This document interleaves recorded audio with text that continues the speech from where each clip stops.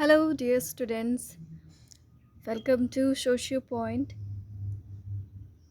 बच्चों, कल आपने सोशल स्ट्रक्चर पढ़ा था जिसमें आपने क्या पढ़ लिया है, डेफिनेशंस और क्या क्या कैरेक्टरिस्टिक्स होते हैं, यानी कि परिभाषाएं और उसका जो भी विशेषताएं हैं वो हमने जान लिया है। ठीक है, उसको अच्छे से समझ लिया है। अब हमारा बचता है कि क्या क्या चीज़ें मिल करके सोशल स्ट्रक्चर को फॉर्म करती हैं। ठीक है, और ये सारी चीज़ें जो भी मैं आज आपको बताने जा रही हूँ ना, ये सारे सोशोलॉजिस्ट का रेफरेंस दे करके आपको मैं बताऊँगी। इसलिए इन सारे पॉइंट्स को अगर आप कभी भी कहीं पर भी रिटन एग्ज़ाम में मेंशन कर देते हो तो आंसर बहुत बेस्ट बन जाएगा आपका। ठीक है, देखो, थिंकर को अगर आप रेफरेंस दे करके कोई भी बात करते हो कि ये इन्होंने कहा, तब इस चीज़ के बारे में आप आगे बताते हो तो वो बेस्ट चीज़ होती है। ठीक है, तो चलो आज हम लोग क्या क्या जानेंगे। एलिमेंट्स यानी कि संरचना के तत्व, और क्या कौन कौन सी वेरियस सोसाइटीज़ हैं, मतलब स्ट्रक्चर्स हैं सोसाइटीज़ के। ठीक है, वो सारी चीज़ें और क्या इम्पोर्टेंस है, क्यों पढ़ते हैं हम लोग। ठीक है, सोशल स्ट्रक्चर को, तो ये हम जानेंगे आज। तो चलो शुरू करते हैं हम एलिमेंट्स ऑफ सोशल स्ट्रक्चर या सामाजिक संरचना के तत्व। आप लोग जब पढ़ेंगे सोशल स्ट्रक्चर के बारे में, अलग अलग सोशोलॉजिस्ट के बारे में, तो आप देखेंगे हर सोशोलॉजिस्ट ने अपने अलग अलग बातें बताई हैं। वो होता ये है कि हर एक सोशोलॉजिस्ट बात एक ही चीज़ की करता है, लेकिन उसके अंदर वो प्रायोरिटी किस चीज़ को देता है, किस चीज़ को फोकस करके वो बात करता है, तो वो उसकी एक अपनी यूनिक चीज़ बन जाती है कि इस सोशोलॉजिस्ट ने ये बात कही। ठीक है, मतलब उसने उस बात में सोशल स्ट्रक्चर को बताते हुए क्या फोकस किया, संस्था को फोकस किया कि रिलेशनशिप को, कि क्या है ना। तो यही सारी चीज़ें हैं। अब हम एलिमेंट्स ऑफ सोशल स्ट्रक्चर में रेडक्लिफ ब्राउन के बारे में देखेंगे, इन्होंने क्या बताया है एलिमेंट्स में। ये पहले ऐसे सोशोलॉजिस्ट हैं जिन्होंने सोशल एलिमेंट्स के बारे में बात की है ना, सोशल स्ट्रक्चर के एलिमेंट्स, सॉरी, सोशल स्ट्रक्चर यानी कि सामाजिक संरचना के तत्वों के बारे में बात करने वाले ये पहले समाजशास्त्री हैं। ठीक है, तो रेडक्लिफ ब्राउन ने दो एलिमेंट्स के बारे में बात की है सोशल स्ट्रक्चर के। ठीक है, सामाजिक संरचना के दो तत्वों की बात की है। ठीक है, पहला है, हिंदी मीडियम वाले सुन लेंगे, उसको नोट कर लेंगे। ठीक है, एक्सटर्नल एलिमेंट्स को कहते हैं हिंदी में बाह्य तत्व। ठीक है, बाह्य तत्व, और बाह्य तत्व के अलावा सेकंड है आपका इंटरनल एलिमेंट यानी कि आंतरिक तत्व। ठीक, अब देखो कि बाह्य तत्वों में ब्राउन ने सोशल मॉर्फोलॉजी और सोशल फिजियोलॉजी की बात की है। ठीक है, और इंटरनल एलिमेंट में या आंतरिक तत्व में इन्होंने social interaction, social values, social institution, social processes, इनकी बात की है। ठीक है, तो अब हिंदी में क्या कहते हैं सोशल मॉर्फोलॉजी को, सामाजिक आकारिकी। ठीक है, सामाजिक आकारिकी आपको अभी नीचे लिखा हुआ दिखेगा। ठीक है, इन्हीं सब के बारे में बात करेंगे, यही सारे एलिमेंट्स हैं, इन्हीं के बारे में हम डिटेल से डिस्कस करेंगे। ठीक है, फिर सोशल मॉर्फोलॉजी को हिंदी में बोलते हैं, ये बता दिया ना, सोशल मॉर्फोलॉजी सामाजिक आकारिकी। सोशल फिजियोलॉजी को बोलते हैं हम लोग सामाजिक क्रिया तंत्र। ठीक है, और इसे तो पता है सोशल इंटरेक्शन को सामाजिक अंतरक्रिया, सामाजिक मूल्य, सामाजिक संस्थाएं और सामाजिक प्रक्रियाएं। ठीक है, तो बेसिकली दो एलिमेंट्स हैं, एक एक्सटर्नल है, एक इंटरनल, एक बाह्य है, एक आंतरिक। ठीक है, अब ये एलिमेंट हैं और इस एलिमेंट के अंदर ये सारी चीज़ें आती हैं। ठीक है, तो ये सारे क्या हैं, ये सारे क्या हैं, एलिमेंट्स हैं उसके अंदर के। ठीक है, सोशल स्ट्रक्चर के, तो इसके बारे में देख लेते हैं अब हम। अगर हम बात करें सामाजिक आकारिकी की, ठीक है, मॉर्फोलॉजी, इसको आप शेप से जोड़ सकते हो, है ना। किसी चीज़ को अगर आप दूर से देखते हो तो क्या क्या चीज़ें दिखाई देती हैं। मान लो एक इंसान है ठीक है। तो आपको इसका आकार दिख रहा है ना, वैसे ही अगर हम देखो ये अगर इंसान की बात करें तो ये दिख रहा है, इसका पूरी बॉडी दिख रही है कि क्या क्या है इसके पास, ठीक है। और जब ये काम करेगा तो दिखाई देगा, ठीक है, कि कैसे काम कर रहा है। तो मतलब जो चीज़ें हमें बाहर से चीज़ें दिख रही हैं वही चीज़ें आकारिकी के अंदर आती हैं, बट इसको सोसाइटी के संदर्भ में आप ठीक से देखोगे तो इसके अंदर आपको क्या क्या इंक्लूड करना होगा सोशल मॉर्फोलॉजी के अंदर, कि बहुत सारे डिफरेंट ग्रुप्स हैं सोसाइटी में, अलग अलग टाइप के ग्रुप्स हैं, ठीक है। किसी भी चीज़ को लेकर के ग्रुप हो सकते हैं, रिलीजन, कास्ट, रेसेस, ठीक है। और अलग अलग लैंग्वेजेस भी आ जाती हैं इनमें, कि इसकी लैंग्वेज अलग है, इसकी लैंग्वेज अलग है, ठीक है। और डिवीज़न ऑफ लेबर का नेचर आता है, श्रम विभाजन की प्रकृति, ठीक है। श्रम विभाजन की प्रकृति का मतलब क्या है, मान लो एक इंस्टीट्यूशन है, फैमिली, ठीक है। तो यहाँ पे क्या है, मदर घर का काम कर रही है और फादर बाहर का काम कर रहा है, ठीक है, और बच्चों की परवरिश हो रही है। तो ये एक टाइप का डिवीज़न ऑफ लेबर है कि फैमिली के अंदर बहुत सारा काम है, बच्चों को पालना है, बाहर का कमा करके लाना है, और घर का भी पूरा कंप्लीट करना है, सारे कोर्स, सॉरी, जितने भी घर के काम होते हैं, ठीक है, उसकी बात कर रही हूँ। तो वो सारी चीज़ें, तो ये बहुत सारा काम है ना। अब इसको डिवाइड कर दिया कि मदर घर का काम देखेगी, फादर बाहर का काम देखेगा, ठीक है, और बच्चे अपना स्टडी पे फोकस करेंगे, अपने स्किल्स को डेवलप करने पे फोकस करेंगे। तो सबका अपना अपना डिवीज़न ऑफ लेबर है। तो कैसा डिवीज़न ऑफ लेबर है, इसका नेचर है ना, मैट्रियार्की, पैट्रियार्की, अगर इस फैमिली की बात करें तो यहाँ मैट्रियार्की होगी, या तो मदर की चलेगी या तो फादर की, ठीक है। तो वो नेचर कैसा है डिवीज़न ऑफ लेबर का, ये सारी चीज़ें क्या हमें दिखाई देती हैं, किसमें किसमें हम इसको इंक्लूड करेंगे, सामाजिक आकारिकी में, ठीक है। मतलब भाषा हो गया डिवीज़न ऑफ लेबर, यानी कि श्रम का विभाजन हो गया, और डिफरेंट ग्रुप्स हो गए, ठीक है, और डिफरेंट डिफरेंट टाइप के ग्रुप्स को इंक्लूड करते हैं। तो मतलब आपको दिखाई देगा कि ऐसे करके सोशल स्ट्रक्चर बना हुआ है ना। और ये जो जितने भी इसके अंदर मैंने ये सारी चीज़ें बताई, इनमें नॉर्मली चेंज नहीं होता है ना। भाषा है, बदलती है ना। किसी चीज़ को लेकर के अगर ग्रुप बना है, कास्ट को लेकर के या रिलीजन को लेकर के या इस तरीके का कुछ भी अगर हम बेस बनाएं तो वो उसमें चेंज भी नहीं होता है, ठीक है। तो ये आपका मॉर्फोलॉजी के अंदर हो गया। फिर आपका आता है सामाजिक क्रियातंत्र या सोशल फिजियोलॉजी। फिजियोलॉजी के अंदर हम किसकी बात करते हैं, देखो जैसे बाहर से आपको तो कोई स्ट्रक्चर दिख रहा है, ठीक है, लेकिन इसके अंदर क्या क्या चीज़ें हैं उनकी बात करते हैं, ठीक है। जैसे एक इंसान है, तो इंसान तो बाहर से दिख रहा है, बट वो कैसे चल रहा है, क्योंकि उसके अंदर हार्ट है, हार्ट ब्लड सर्कुलेट कर रहा है, बहुत सारी वेन्स हैं जिसमें मदद कर रही हैं, ठीक है। उसके पास माइंड है जो सबको कंट्रोल कर रहा है, तो उसके अंदर ये सारी चीज़ें हैं ना, पर हमें दिख तो नहीं रही हैं, ठीक है। वैसे ही मतलब दिमाग लगा लो, ठीक है, जो सोसाइटी को कंट्रोल करने का काम करती हैं, जो सोसाइटी को चलाती हैं, है ना, सोसाइटी को बनाए रखने में हेल्प करती हैं, तो वो सारी क्रिया तंत्र के अंदर आ गई। अब क्रिया से काम को ले लो ना, काम को इमेजिन कर लो, जो चीज़ें काम करने में मदद करते हैं वो पूरा तंत्र एक है ना, सोशल फिजियोलॉजी। तो इसमें क्या क्या आएगा, आपका रिलीजन आ गया, है ना, धर्म जिसे कहते हैं, और नैतिकता आएगा।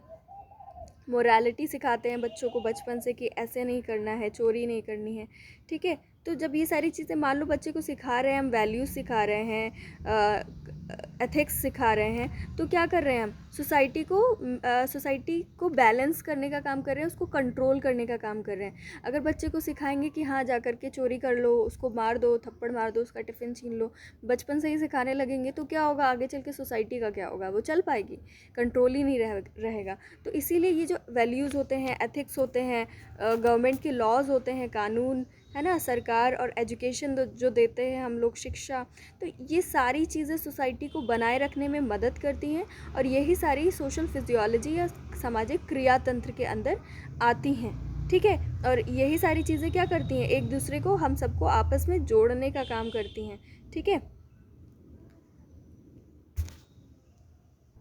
और यही सारी चीज़ें हैं, है ना, आपकी शिक्षा हो गई, कानून, धर्म, है ना, ये गवर्नमेंट।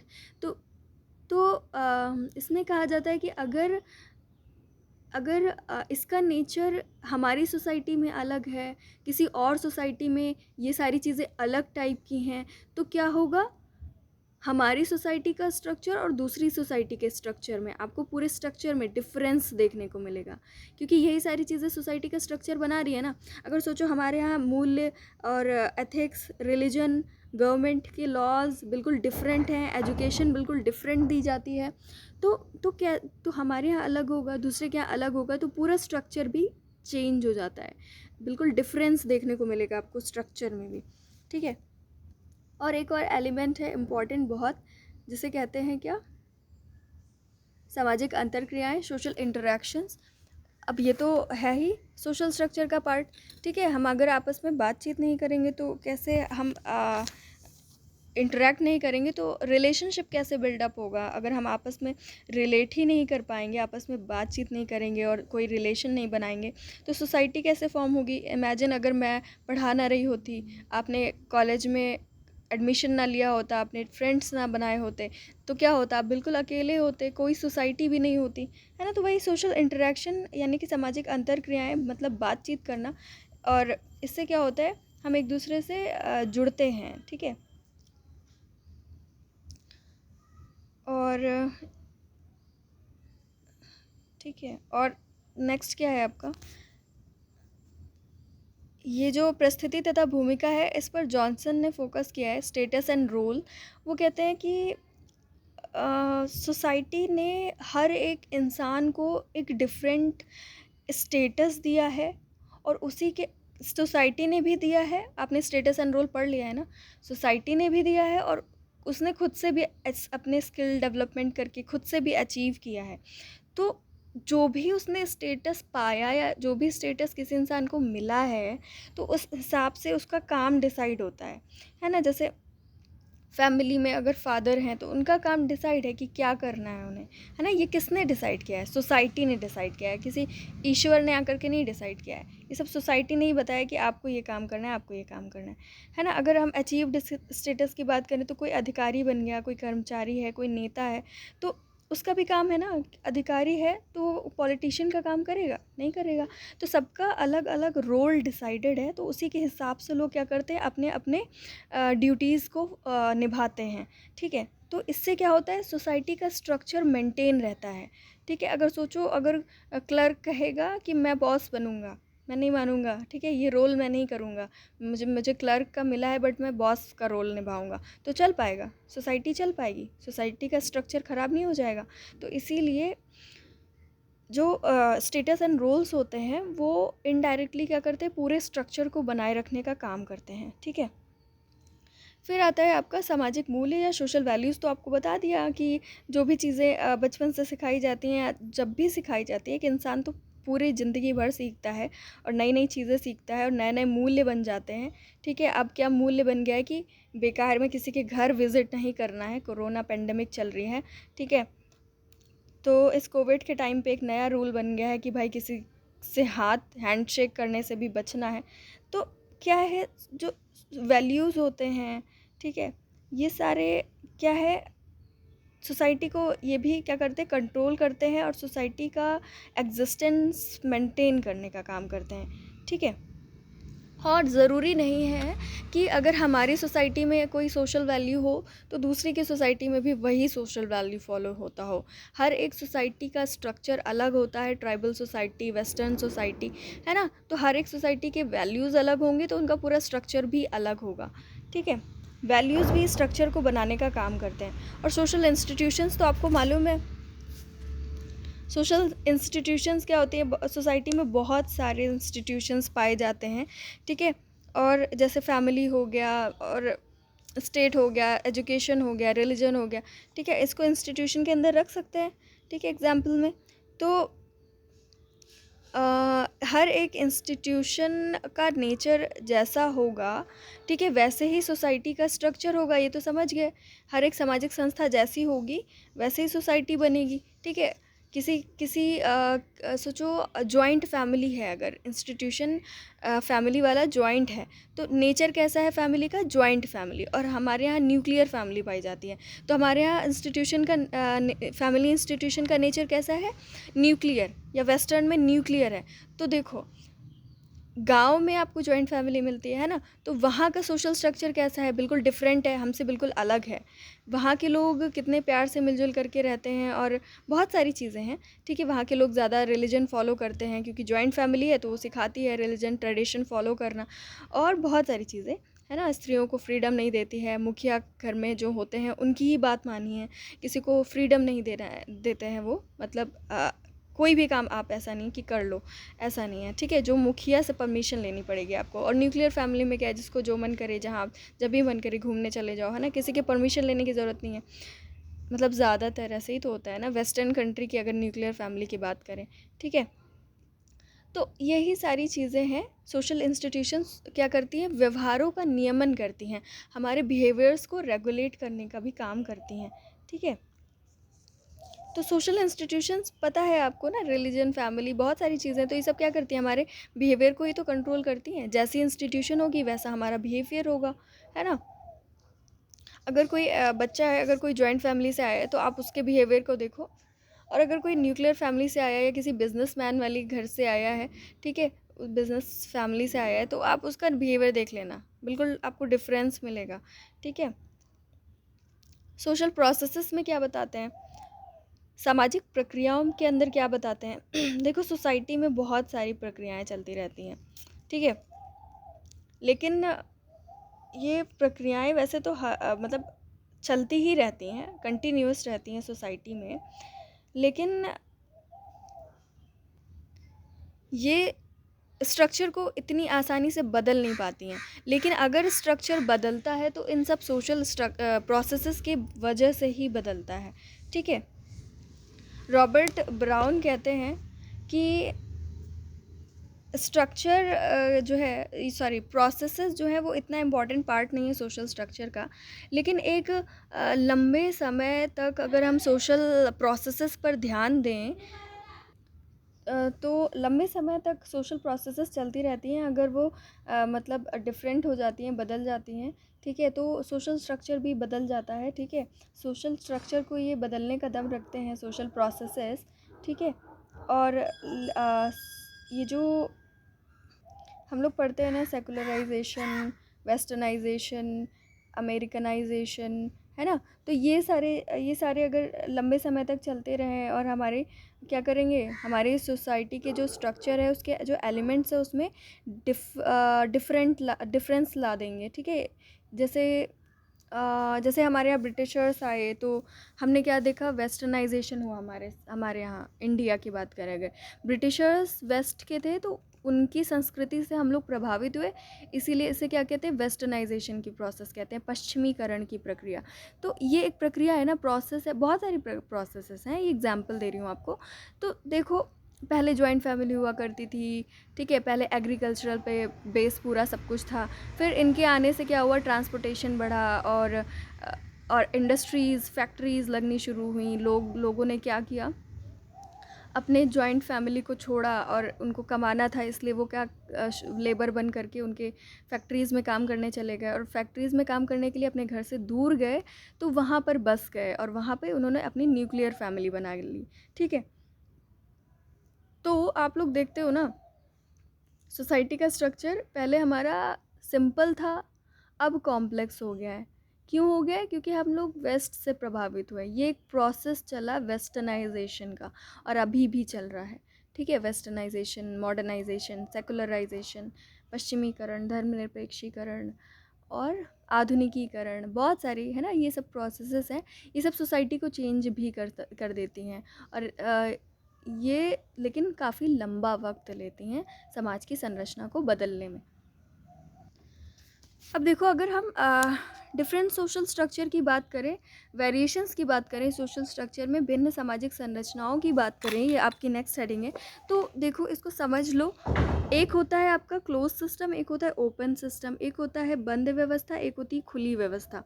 बंद व्यवस्था ऐसी होती है जहाँ पर आपको फ्रीडम नहीं देते हैं, इंडिविजुअल की फ्रीडम नहीं होती है।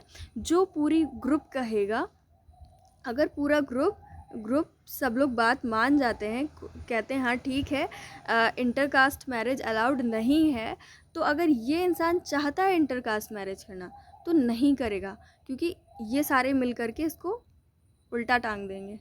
गांव में देखा है ना, मार देते हैं, ऑनर किलिंग कर देते हैं, है ना। तो यहाँ ये क्या है, क्लोज सिस्टम है जो आपको अपनी मर्जी से नहीं चलाने दे रही, और ये ओपन सिस्टम है जहाँ पर क्या करते हैं लोग, चेंज को एक्सेप्ट करते हैं।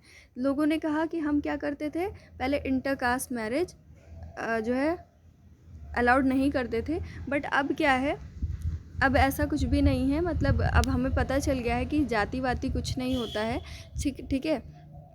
और जो चीज़ें हमारे कंफर्ट में होंगी, जो चीज़ें हमारी लाइफ को अच्छा बनाती है, हम वही सारी चीज़ें मानेंगे, है ना। जो हमें यूनिटी लाएं, हमारी सोसाइटी को अच्छा बनाए, वो सारी चीज़ें मानेंगे।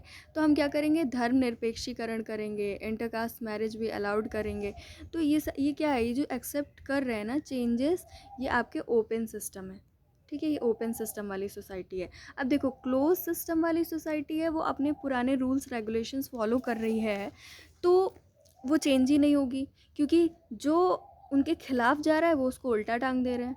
मतलब एग्जाम्पल दे रही हूँ, पनिश करते हैं, बहुत बुरी तरह पनिश करते हैं, और ऐसा पनिशमेंट देते हैं कि उसको देख करके कोई दूसरा कभी वो गलत काम, मतलब उनके हिसाब से वो गलत काम करने की सोचे भी ना, उसके आने वाली पीढ़ियाँ ना सोचें।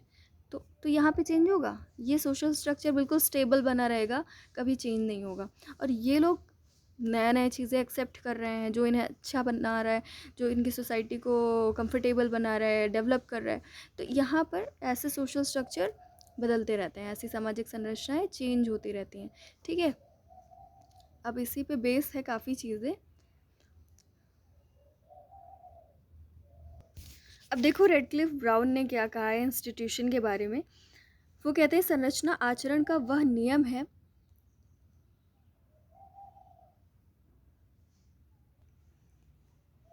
यहाँ पर जिसे कर लीजिएगा, ठीक है। ये संस्था सामाजिक आचरण का वह नियम है जिसे किसी ऐसे समूह या, देखो यहाँ पे या स्किप हो गया है, जिसे किसी ऐसे समूह या वर्ग की मान्यता मिली रहती है जिसकी अपनी अलग पहचान हो, ठीक है। देखो रेडक्लिफ ब्राउन स्ट्रक्चर को इंस्टीट्यूशन से जोड़ रहे हैं। Institution is the group, is that group, one second इसको सही कर देती हूँ पहले, ठीक है। तो अब देखिए, संस्था आचरण का वह नियम है जिसे किसी ऐसे समूह या वर्ग से मान्यता मिली रहती है जिसकी अपनी अलग पहचान हो। There is a rule of organisation conduct which, ठीक है। अभी इंग्लिश वाले देखो, that rule of conduct is institution which is recognized by a group or class which has its own identity, ठीक है। अब सही है। तो रेडक्लिफ ब्राउन कहते हैं कि संस्था क्या करती है, ये कह रहे हैं अपनी डेफिनेशन में कि संस्था सोसाइटी के स्ट्रक्चर का निर्माण करने में ज़िम्मेदार है, ठीक है। वही उसी की वजह से सोसाइटी के स्ट्रक्चर का फॉर्मेशन होता है, ठीक है। अब कहते हैं जैसे इस डेफिनेशन में इनके कहने का मतलब है कि परिवार है, जैसे पड़ोस है, स्कूल है, आपने सुना होगा ना, क्लब्स हो गए, या कोई व्यावसायिक समूह हैं, ऑक्यूपेशनल ग्रुप्स हैं, ठीक है। तो ये बहुत सारे ग्रुप्स हैं ना। अब ये आपस में कैसे इंटरेक्ट करेंगे, किस तरीके से बात करेंगे, व्यवहार करेंगे, तो ये सब हमें इंस्टीट्यूशंस के अंदर ही सिखाया जाता है। और जो इंस्टीट्यूशन हमें कहते हैं हम सेम वही काम करते हैं। तो आपस में यही तो रिलेशनशिप बिल्डिंग सिखा रहे हैं हमें कि किस तरीके का रिलेशनशिप बिल्ड करना है ना। अब आप औपचारिक संबंध बनाते हो कि अनौपचारिक संबंध बनाते हो, ठीक, मीन्स फॉर्मल या इनफॉर्मल रिलेशनशिप कैसा बनाते हो, वो सब आपको इंस्टीट्यूशन सिखाती है, ठीक है। अब अगर आप सोचो कि ये इंस्टीट्यूशन हर एक सोसाइटी में अलग अलग होंगी, लोगों को अलग अलग बिहेवियर सिखाएंगी। तो रेडक्लिफ ब्राउन कहते हैं कि सोसाइटी के स्ट्रक्चर्स भी आपको डिफरेंट डिफरेंट देखने को मिलेंगे। ठीक है, अब जैसे हमारी सोसाइटी है, यहाँ का स्ट्रक्चर अलग है, वेस्टर्न सोसाइटी के का अलग है स्ट्रक्चर। तो क्यों अलग है? क्योंकि वहाँ के इंस्टीट्यूशन अलग अलग चीज़ें सिखाते हैं। काफ़ी हद तक मैच होता है, लेकिन वहाँ पर क्या है, एक एलिमेंट किसका पाया जाता है? मॉडर्नाइजेशन का, है ना, इंडस्ट्रियलाइजेशन का, प्रॉफिटाइजेशन का, कैपिटलिज्म पाया जाता है वहाँ। ठीक है, तो मतलब वहाँ पे डिफरेंट इसी सारी चीज़ों के लिए उतना डिटेल में जाने की ज़रूरत नहीं है। बस ये आपको डेफिनेशन समझाना चाह रही थी मैं कि इंस्टीट्यूशन ज़िम्मेदार होते हैं सोशल स्ट्रक्चर का फॉर्मेशन के। कैसा सोशल स्ट्रक्चर होगा वो सोशल इंस्टीट्यूशन आपको बताएंगे। ठीक है, अभी आपको ये चीज़ ऊपर भी आपसे हमने डिस्कस की थी। ठीक है, इमाइल दरखाइम का देखते हैं। इमाइल दरखाइम जो है वो कहते हैं कि दो स्ट्रक्चर की बात करते हैं, एक सिंपल सोसाइटी, एक कॉम्प्लेक्स सोसाइटी। दो सोसाइटी के स्ट्रक्चर की बात, एक सरल समाज, एक जटिल समाज। ठीक है, सरल समाज और जटिल समाज, ये दो समाज है और ये दो अलग अलग समाज है, इसलिए इसका स्ट्रक्चर भी अलग अलग है। अब जैसे मैंने आपको ओपन सोसाइटी और क्लोज सोसाइटी के बारे में बात बताई थी ना, तो ये कहते हैं कि जो सरल समाज होते हैं, सिंपल सोसाइटी होती है, वो क्लोज सिस्टम होता है, बंद व्यवस्था होती है यहाँ पे। और ये जो जटिल समाज है, यहाँ पे खुली व्यवस्था पाई जाती है। ठीक है, और ये यहाँ पे एक क्या कहेंगे कि अवधारणा दी है ना, एक कॉन्सेप्ट दिया सॉलिडैरिटी का, जिसे हिंदी में क्या कहते हैं? एकता। ठीक है, वो कहते हैं कि जो सरल समाज होते हैं वहाँ पे यांत्रिक एकता पाई जाती है, और जो जटिल समाज होते हैं वहाँ पे सावयवी एकता पाई जाती है। ठीक है, ये बस लर्न कर लो, ये MCQs में पूछा जा सकता है। तो इन्होंने, दरखाइम ने, दो टाइप के स्ट्रक्चर की बात की, सिंपल सोसाइटी का स्ट्रक्चर और कॉम्प्लेक्स सोसाइटी का स्ट्रक्चर, जटिल समाज और सरल समाज का स्ट्रक्चर, संरचना। ठीक है, तो इसको समझना है अगर, तो वो ओपन सोसाइटी और क्लोज सोसाइटी वाला है ना, देख लो। ओपन सिस्टम और क्लोज सिस्टम, खुली व्यवस्था और बंद व्यवस्था। ठीक है, अब देखो, जिन सोशोलॉजिस्ट के बारे में हम बात करने जा रहे हैं, इन्होंने कहा है कि स्ट्रक्चर हमारे स्टेटस एंड रोल से डिसाइड होता है। अब देखो, इन्होंने किस पे फोकस कर दिया? ये सारे Parsons, नैडल, GP Murdock, Talcott Parsons हैं आपके, लुइस ड्यूमो हैं और रॉबर्ट मर्टन है। ठीक है, देखो, आपने अगर स्टेटस एंड रोल बहुत अच्छे से पढ़ा होगा, तो मैंने आपको बताया था कि जो इंस्टीट्यूशंस होते हैं, जो आपकी सामाजिक संस्थाएं होती हैं, वो ही डिसाइड करती हैं कि किस इंसान का क्या रोल होगा, क्या स्टेटस होगा, कैसा रोल होगा और क्या किसको क्या स्टेटस मिलेगा। ठीक है, ये इंस्टीट्यूशंस ही डिसाइड करती हैं। अब देखो, जब इंस्टीट्यूशन से जुड़े ही हुए हैं स्टेटस एंड रोल, तो ऑब्वियस सी बात है यही स्ट्रक्चर को फॉर्मेशन करेंगे। लेकिन इस स्टेटस एंड रोल पे फोकस किया है इन सब ने, और जो आपके अभी आपने किसके बारे में बात की थी? रेडक्लिफ ब्राउन ने किस पे फोकस कर दिया? कौन सा शब्द इस्तेमाल कर दिया? इंस्टीट्यूशन का, है ना। ये सब कौन सा शब्द इस्तेमाल करेंगे स्ट्रक्चर के लिए? स्टेटस एंड रोल का, इस पे फोकस करेंगे, इसके बारे में डिटेल लिंक करेंगे, इसके बारे में बात करेंगे। लेवी स्ट्रॉस ने सोशल रिलेशनशिप पे फोकस किया है। अब देखो, मैंने अभी अभी आपको बताया, जैसा स्टेटस एंड रोल होगा उसी हिसाब से लोग आपस में इंटरेक्ट करेंगे, है ना। अब जैसा आपको रोल बताया गया उसी हिसाब से अगर आप बात करोगे किसी से, तो वैसा ही तो रिलेशनशिप बनेगा। अगर आप फॉर्मली किसी से इंटरेक्ट करते हो, आपका रोल फॉर्मल है, औपचारिक है, जैसे बॉस से आप बात करते हो, तो आपका रिलेशनशिप भी वैसा ही बनेगा, वैसा औपचारिक टाइप का, है ना, जिससे आप अपने दिल की बातें नहीं शेयर करोगे, है ना। आपको समझाया था मैंने जब ग्रुप पढ़ाया था, सोशल ग्रुप, उसमें औपचारिक और अनौपचारिक बताया था, है ना। तो औपचारिक अनौपचारिक में क्या डिफरेंस है वहाँ पे बताया था। इसलिए ये सारी चीज़ें अब बार बार डिटेलिंग करना ठीक नहीं है ना, वीडियो लंबा हो जाता है। तो फॉर्मल एंड इनफॉर्मल रिलेशनशिप के बारे में आपको पता होना चाहिए। ठीक है, तो वही है कि क्या है, इंस्टीट्यूशंस हैं, उससे स्टेटस एंड रोल डिसाइड होते हैं। स्टेटस एंड रोल हमारे बिहेवियर को डिसाइड करते हैं, बिहेवियर जैसा होगा वैसे रिलेशनशिप बनेंगे, सब इंटर रिलेटेड है। ठीक है, सबसे स्ट्रक्चर बनता है। तो ये सारी चीज़ें हैं। अब हम लोग जल्दी से देख लेते हैं कि इसको पढ़ने का फ़ायदा क्या होता है, सोशल स्ट्रक्चर को पढ़ने का। सामाजिक संरचना के अध्ययन का महत्व, importance of the study of social structure. देखो जॉनसन क्या कहते हैं, nature of a society and relationship between people of their society, है ना, इसकी बात करते हैं।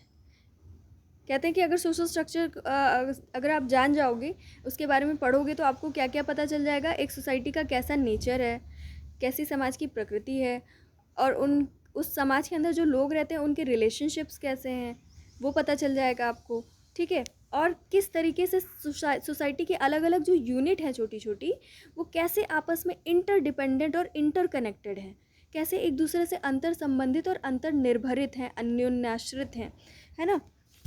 अब हमारी सोसाइटी है, अगर डॉक्टर काम करना बंद कर दे तो क्या चल पाएगी। सब जितनी भी यूनिट है, अगर डॉक्टर के बच्चे को किसी टीचर ने ना पढ़ाया होता तो क्या वो कभी डॉक्टर बन पाता। तो मतलब सब इंटरडिपेंडेंट है, इंटरकनेक्टेड है ना। तो ये सारी चीज़ें हमें पता चल जाती हैं कि ये सब किस तरीके से है, अगर हम सोशल स्ट्रक्चर के बारे में पढ़ लेते हैं, ठीक है। कार्ल मानहीम जो है उनका ये लर्न कर लो। सामाजिक संरचना क्या है, सामाजिक शक्तियों की क्रमबद्धता है। सोशल स्ट्रक्चर क्या है, social order of social forces, ठीक है। अब ये क्या कहते हैं कि क्या क्या हमें समझ में आता है जब स्ट्रक्चर पढ़ लेते हैं, तो हमें क्या क्या चीज़ें पता चल जाती हैं। कहते हैं कि व्यक्तियों के पारस्परिक संबंध किस तरीके के हैं, उसको समझना है अगर, तो मेन बेस ये है कि आप उसके स्ट्रक्चर को समझ लो। तो ये कार्ल मानहीम का है, ठीक है। तो आज के लिए इतना ही। होप आपको समझ में आया होगा, कमेंट ज़रूर करिएगा, ठीक है।